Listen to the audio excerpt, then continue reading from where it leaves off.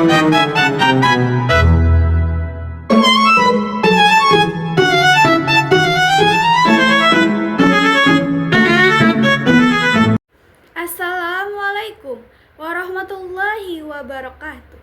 Bismillahirrohmanirrohim. Alhamdulillahi wa kafa. Wassalatu wassalamu ala rasulillahi mustafa wa ala alihi wa sahbihi wa mani ta'ada amma ba'du.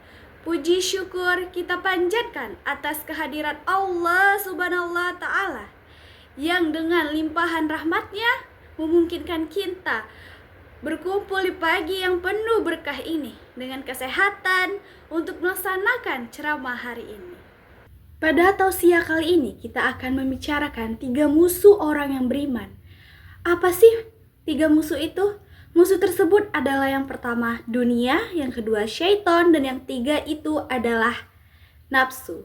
Itulah musuh-musuh orang yang beriman, kata Allah subhanahu wa ta'ala. Karena mengapa? Ketiga hal ini unik untuk kita bahas karena memiliki perspektif sendiri. Yang pertama, musuh bagi orang beriman adalah dunia. Dunia ini jangan jadikan dia musuh, tapi jadikanlah dia sebagai teman dan wasilah untuk mencapai kehidupan akhirat yang jauh lebih baik. Jadi, mengapa dunia bisa dikatakan sebagai musuh?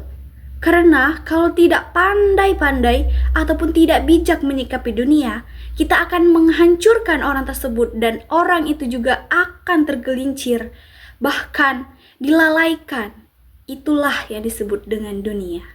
Maka, pada suatu hari pernah ada seseorang yang datang kepada Imam Hali sambil menangis dan mencela dunia. "Wahai Imam Hali, dunia telah mencelakakan saya. Dunia sudah menghancurkan hidup saya. Dunia juga sudah menipu saya, wahai Imam Hali." Dan Imam Hali menjawab, "Bukan dunia yang telah menipu kamu, tapi kamu sendirilah yang tertipu dengan dunia."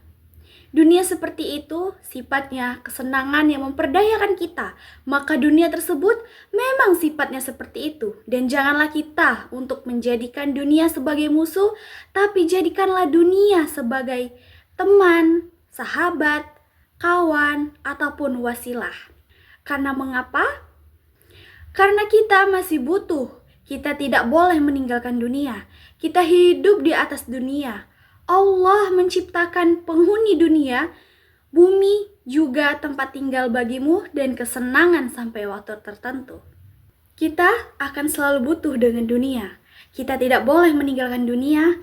Meninggalkan dunia dan mengejar akhirat juga tidak boleh. Kita butuh dengan dunia. Makanya dunia tersebut jangan pernah dijadikan untuk musuh, tapi jadikanlah wasilah untuk menuju akhirat yang lebih baik. Dunia tempat beramal, akhirat tempat pembalasan. Dunia juga merupakan sawah ladangnya akhirat, dan hasilnya nanti akan ada di akhirat. Silakan kejar akhirat, tapi jangan lupakan dunia. Yang kedua yaitu syaitan. Syaitan dia musuh dan jangan jadikan dia kawan, teman, dan juga jangan ikuti langkah-langkahnya. Dan kita juga jangan ikuti bisikannya, tapi benar-benar jadikan syaitan tersebut menjadi musuh yang nyata. Maka dalam Al-Quran, syaitan itu musuh bagi kamu, maka jadikanlah syaitan itu benar-benar musuh di dalam diri kamu. Karena jelas, innahu lakum aduwwum mubin. Karena syaitan musuh nyata bagi kamu. Yang ketiga, musuh orang yang beriman yaitu nafsu. Nafsu ini sangat unik, lebih unik karena yang pertama, nafsu itu fitrah. Allah benar-benar memberikan nafsu kepada kita, maka kita tidak boleh memberhentikan nafsu tersebut. Apalagi ada ajaran tidak boleh makan dan minum selamanya. Tidak menikah, itulah menyalahi fitrah. Menyalahi kodrat, karena memang nafsu itu sudah Allah berikan kepada kita. Dan nafsu itu ada di dalam diri kita.